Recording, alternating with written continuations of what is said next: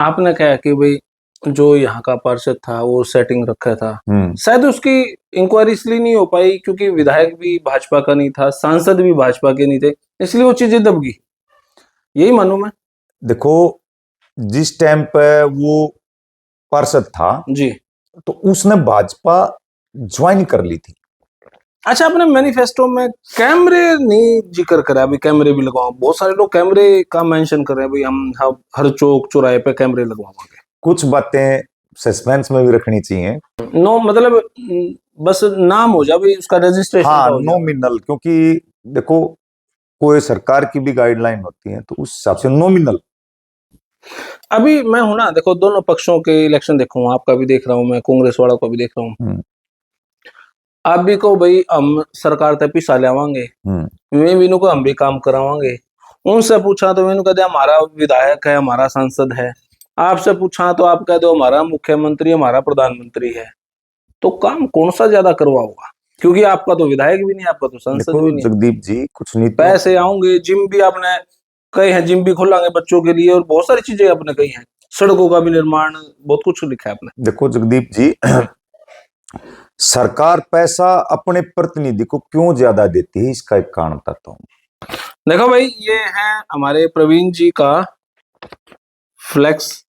और देखो मैंने के कॉमन सी बात ढूंढा करूं, 2 तारीख ने है, दूसरे नंबर पे है, और 20 वार्ड से है, सबका योग 20 है, और इंटरव्यू करने वाला योग भी 20 है, मतलब दो। तो सारी चुकता दो दो हैं। तो जीत के समीकरण आपको क्या लग रहा है भाई, प्रवीण ही जीतेंगे?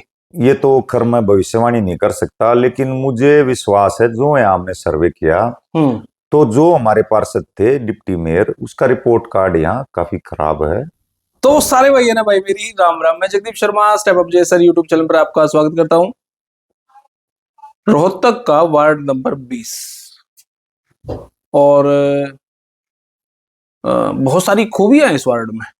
आप पूरा हरियाणा छोड़कर मैं इस वार्ड में क्यों आया, उस पर भी चर्चा करांगे। बहुत सारी यूनिक चीजें यहाँ पे मैनिफेस्टो में रखे हैं। हमारे साथ है प्रवीण जी। भाई साहब नमस्कार, प्रणाम, जय हिंद। नमस्कार जगदीप जी। कैसे हैं सर आप? बहुत बढ़िया, आपका स्वागत है। वाह जी वाह।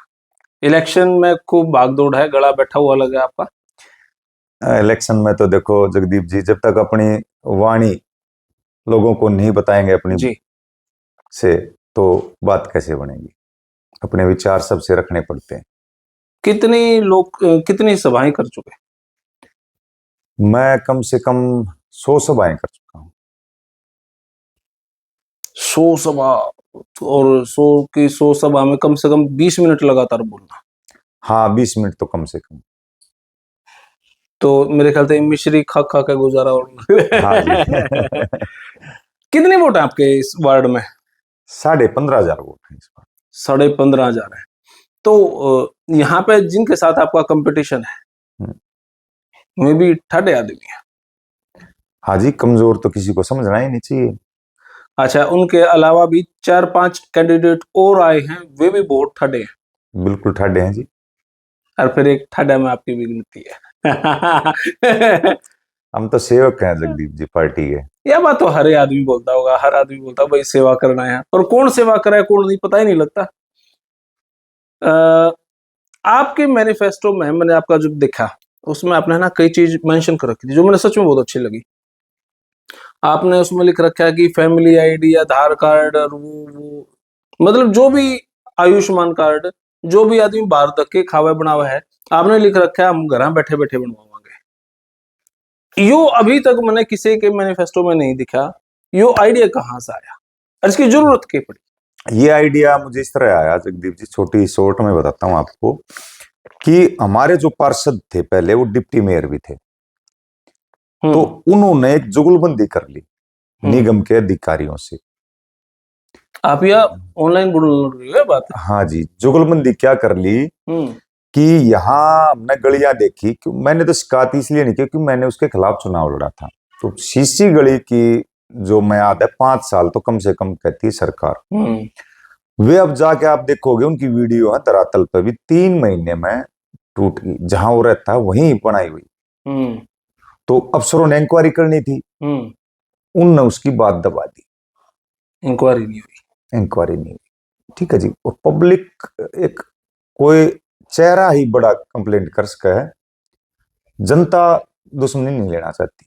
फिर बात आओ अधिकारियों की, जो सब तो होते हैं लेकिन कुछ भ्रष्ट अधिकारी, सब तो होते नहीं, ठीक बात ठीक है। है जी, कुछ भ्रष्ट अधिकारियों से मिलकर यहाँ के वार्ड के लोगों को जो समस्या थी आईडी की, वे वहां गए, उनका काम होया नहीं, पैसे मांगे, पार्षद को बताई, पार्षद ने उन अधिकारियों का विरोध नहीं किया, जुगलबंदी होगी, उसने उसकी बात दबा दी, उसने उसकी बात दबा दी। इसलिए हमने ये आइडिया रखा है कि अब कोई जुगलबंदी नहीं होगी।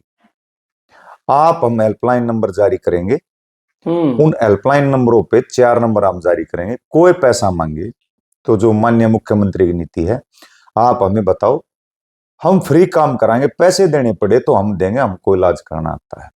हमने तो सिर्फ ये जो पब्लिक त्राही त्राही, देखो सरकार को बदनाम करते हैं नीचे जो प्रतिनिधि होते हैं, क्योंकि ये छोटे मामले मुख्यमंत्री का ये नहीं होता कि वो प्रॉपर्टी आईडी बनवाए लोगों की, मुख्यमंत्री तो उस पर एक्शन लेगा कि भाई यहां क्या गलत चल रहा है, ये तो प्रतिनिधि का काम होता है, फिर ऊपर एमएलए, फिर मंत्री, नीचे लेवल से जब तक सुधार नहीं होगा तो माननीय मोदी जी की नीतियां जन जन तक नहीं पहुंचेंगी।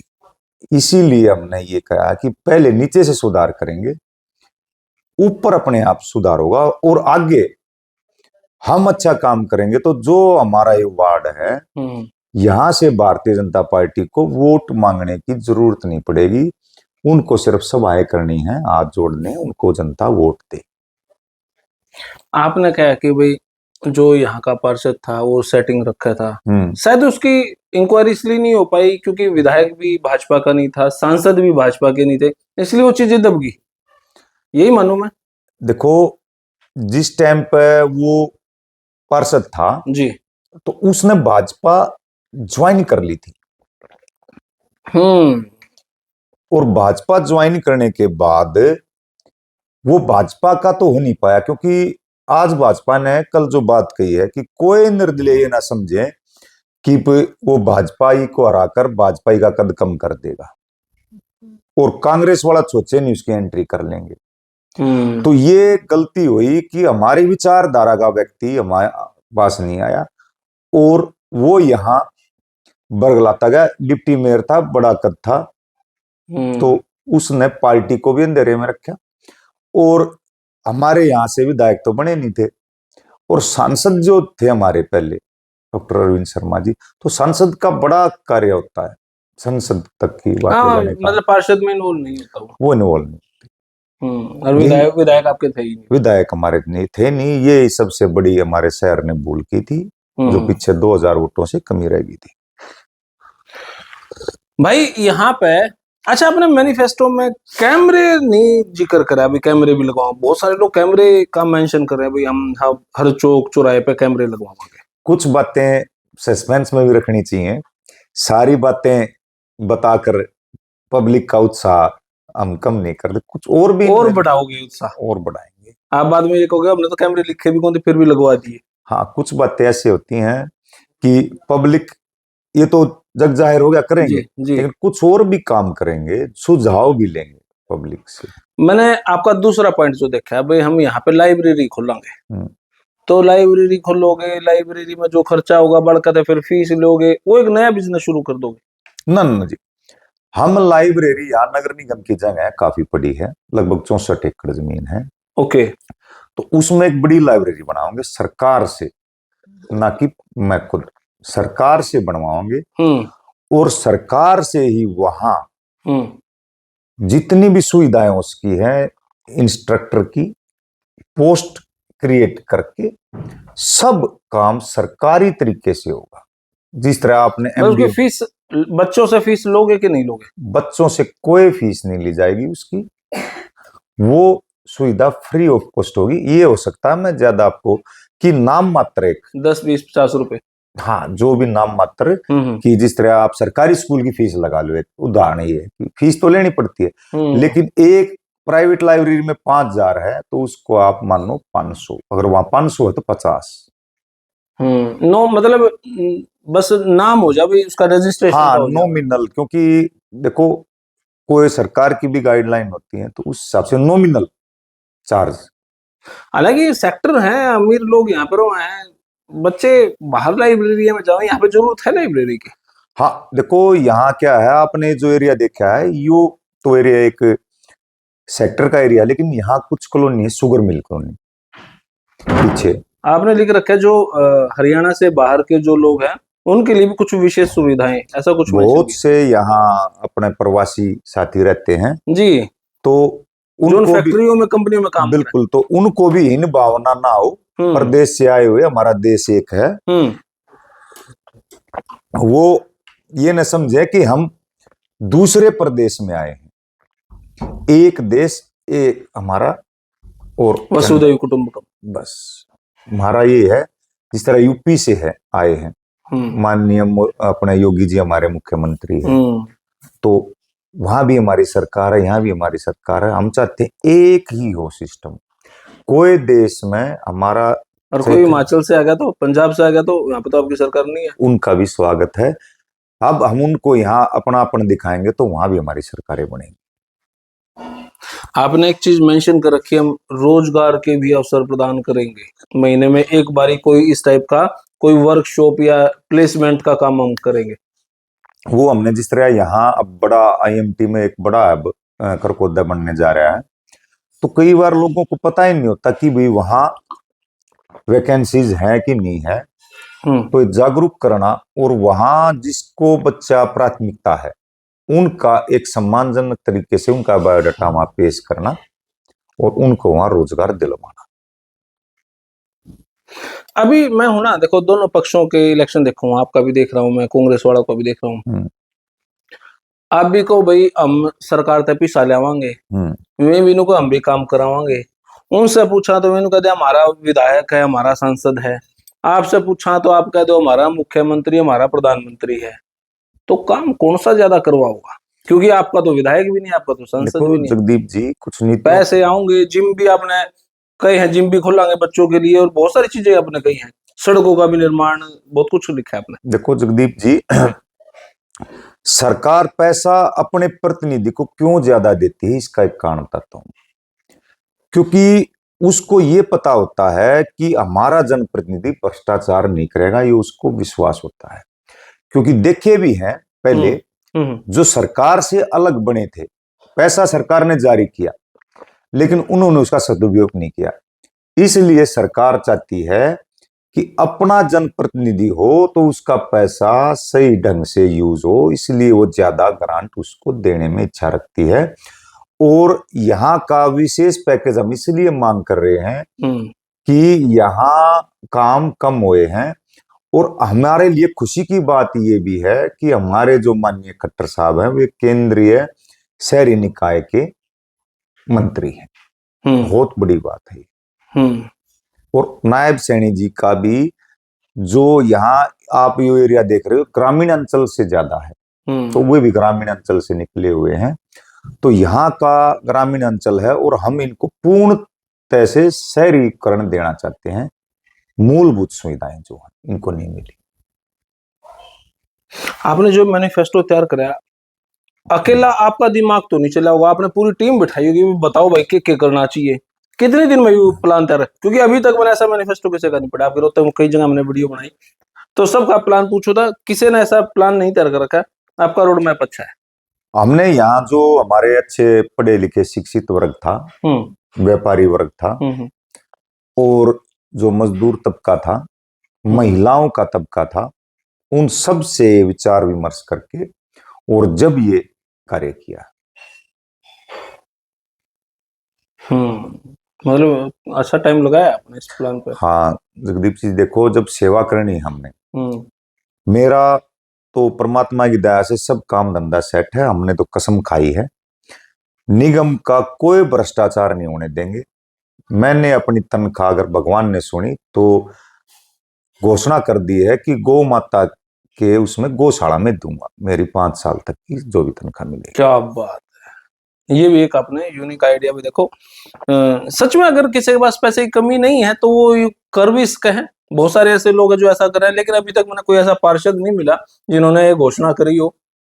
ये बहुत अच्छी हमने तो पहले भी गौशाला में जितना परमात्मा ने इच्छा किया वो किया है जी।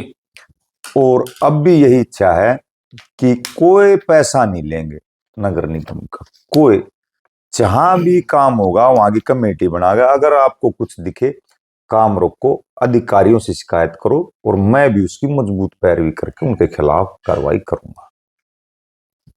देखो भाई, ये है हमारे प्रवीण जी का फ्लेक्स। और देखो, मैंने के कॉमन सी बात ढूंढा करूं, 2 तारीख ने है, दूसरे नंबर पे है, और 20 वार्ड से है, सबका योग 20 है, और इंटरव्यू करने वाला योग भी 20 है, मतलब 2। तो सारी चुकंदर 2-2 हैं। तो जीत के समीकरण आपको क्या लग रहा है भाई? प्रवीण ही जीतेंगे, और तो कोई आसपास में भी नहीं। और आपने जो 15,500 वोट गिनाई है, 15,500 है, लेकिन 12:30-13 तक पोल हो जाऊंगी, तो कितनी वोट आपने मिल जाऊंगी? जितनी वोट बताओगे आप आगे इलेक्शन जीतो हारो, मैं आपके पास जरूर लेकर आऊंगा जी आपने इतनी वोट कही थी, ये हुई या ना हुई। देखो जगदीप जी, ये तो खैर मैं भविष्यवाणी नहीं कर सकता, लेकिन मुझे विश्वास है जो यहाँ हमने सर्वे किया तो जो हमारे पार्षद थे डिप्टी मेयर, उसका रिपोर्ट कार्ड यहाँ काफी खराब है। लोगों ने खुद ये आगे किया है कि कैसे लगे? एक तो आपने भ्रष्टाचार का पॉइंट बताया, एक उन्होंने कुछ यहाँ जो गरीब तबके के थे कुछ कईयों के साथ ऐसी वारदात की, खराब घर बुलाकर मारा पीटी, अपने घर बुलाए और फिर मारा पीटी की।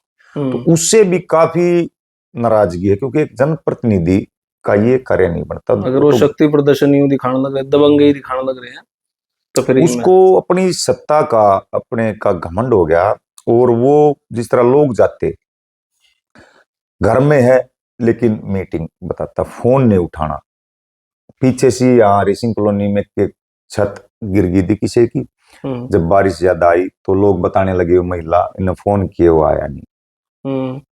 तो उसका रिपोर्ट कार्ड हमने देखा तो लोग ये चाह रहे हैं कि भाई अब की बार देखो गरीब आदमी के पास लट तो होता नहीं,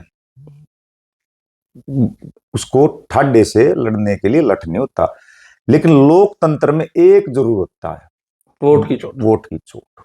तो उन्होंने मन बना लिया है वोट की चोट तो इसको देकर यहां से उसका जो था सिस्टम खत्म करने का, क्योंकि काफी रोष मैंने उसके खिलाफ देखा है यहाँ पब्लिक में, कामों के प्रति, व्यवहार के प्रति। तो कहीं ना कहीं वो भी देखो ये कुर्सी का शौक ऐसा छूटता तो है नहीं, लेकिन उसको ये आप पे भी लागू है। मैं आप सरपंच रह चुके हैं पैरावर में। हाँ जी, तो मैंने पहले भी सरपंच रहते हुए कहा था मैं अगला चुनाव सरपंच जी का नहीं लड़ूंगा। अच्छा, ठीक। और आपके चैनल के माध्यम से रिकॉर्डिंग है, मैं ये भी अब वादा और वचन देता हूं कि मैं अगला पार्षद का चुनाव भी नहीं लड़ूंगा। अच्छे काम करके, अब काम अच्छे करोगे तो जनता चाहेगी भी दोबारा लड़ो जी, फिर आप क्या किन के गुंडों के वाले कर दोगे फिर? देखो मेरे से भी सारे व्यक्ति एक से नहीं होते, मेरे जैसे बहुत अच्छे हैं इस वार्ड उनको, हाँ उनको आगे लाएंगे। मैंने पहले मेहनत की, या उन लोगों के साथ डील करी है जो वोट की जो चाहो थे टिकट हमने मिल जाओ, फिर आपने मिल गई नाराज हो गए, या आपने उनके साथ क्या अभी अगली बार हम लड़ती, मैंने कोई डील नहीं की, नाराज हो गया हूँ कुछ पार्टी आगे जिसको भी जिस तरह मैंने मुझे टिकट मिला, जो साथी अब मैं पहले से कह रहा हूं मेहनत करेंगे, पार्टी को नीतियों पर चलेंगे, हम उसका सहयोग करेंगे। मैं अगला चुनाव पार्षद का नहीं लड़ूंगा। अगर मैंने कुछ अच्छा किया तो जो जनता आगे आदेश देगी, जैसा भी। लंबी रेस के घोड़े हो आप, क्योंकि अभी पार्षद का नहीं, फिर मेयर का लड़ोगे, फिर चलो जैसा आदेश जी। अगर रिपोर्ट कार्ड अच्छा रहा और परमात्मा की दया से हमने तो कसम खाई है कि भाई संयुक्त रूप से कार्य करेंगे और कोई भी व्यक्ति किसी को शिकायत हो बेझिझक अपनी यहां दर्ज करे, छुपो कर न रखे। और उसका कार्य दिन रात मैं, मेरा भाजपा परिवार, मेरा परिवार सारा मिलकर कार्य करेंगे। भारतीय जनता पार्टी में जगदीप जी एक खास बात है, मैं तो नाम मात्र का पार्षद बनूंगा, लेकिन उस मेरे ऊपर जो मेरी टीम है जिले की, प्रदेश की, उनके आदेशों से भी मैं बाहर नहीं जा सकता। तो प्रोटोकॉल मेरे पर लागू रहेगा। मैं चाह कर भी कोई ऐसा कार्य ना तो मैं करना चाहूंगा और ना मैं कर सकता। आखिरी सवाल है, अब यहाँ पे 5-7 कैंडिडेट तो इलेक्शन लड़ ही रहे हैं, कोई किसी को वोट देगा, कोई किसी को वोट देगा, आपकी भी नजरों में फलाने मकान वाले ने मारते वोट कौन दी, उसका वोट दी, उसके बाद आप इलेक्शन जीत जाओ। तो जिस मकान वाले ने आपकी वोट नहीं दी थी यार, वो कल ने कोई समस्या लेकर आवे तो फिर अक्सर ये कहा जाता है, अमूमन यह बात कही जावा है ना जी, इसने तो अपने वोट को दी थी, भाई जिसका वोट दी थी उसने करा ले। मेरा गांव पैतृक पैरावर है जगदीप जी, कैमरे के सामने कह रहा हूं। तो मेरा सबसे छोटा गांव में ठोड़ा होता है, हमारी 90 वोट हैं, दूसरे ठोड़े की 550 वोट थी, तो गांव में चले हैं और सारे गांव ने मिलकर मैं जिता दिया। तो उस ठोड़े को उम्मीद नहीं थी कि यहाँ को काम करेगा। तो एक जगह नाले ऊंचे थे, फिरनी नीची थी, बारिश आगे पानी कहीं जाता ही नहीं, उसमें रुक जाता। तो हमारा चाचा मेंबर था एक राम निवास, उनकी मिसिज शकुंतला, तो चाचा आया कि बेटे यहाँ 1-2 ट्रक मिट्टी के करवा दे। मैं बोला चाचा ट्रक तो 1-2 नहीं, इसको पहले मिट्टी का फुल करवा देते हैं, क्योंकि गली बनने में एस्टिमेट ज्यादा लगे। तो मैंने 1 हफ्ते में वो पहले तो मिट्टी से भरवा दी गली, 50-40 दिन डंपर लगी, और उसका तुरंत एस्टिमेट बनवा महीने भीतर वो गली ऐसी बनवा दी। अब भी वो गली है ना, वहां पानी नहीं रुकता, सबसे पहले उनका काम किया। तो हम जब कोई बन जाता है ना, उसको ना तो क्षेत्रवाद करना चाहिए ना जातिवाद करना चाहिए, मेरी ये मानना है। तो ये तो भावना है ही नहीं, क्योंकि देखो एक पढ़े लिखे का भी कुछ है, मेरा प्रतिद्वंदी है जो, वो शायद शिक्षा उसने मेरे से बेहतर ले ही नहीं रखी, उच्च स्तर, और उसका जो मेरा यहाँ हम यहाँ शहर में रहते थे और गांव में जाकर सरपंच बने हमने। गांव का देखो ये कितना बड़ा एहसान। शहर में रहते हमारा घर है, लेकिन हमारी रिहायश ज्यादा 40 साल से यही है। तो गांव ने सम्मान दिया। तो क्षेत्रवाद का तो कोई वो होगा ही नहीं, ना जातिवाद का।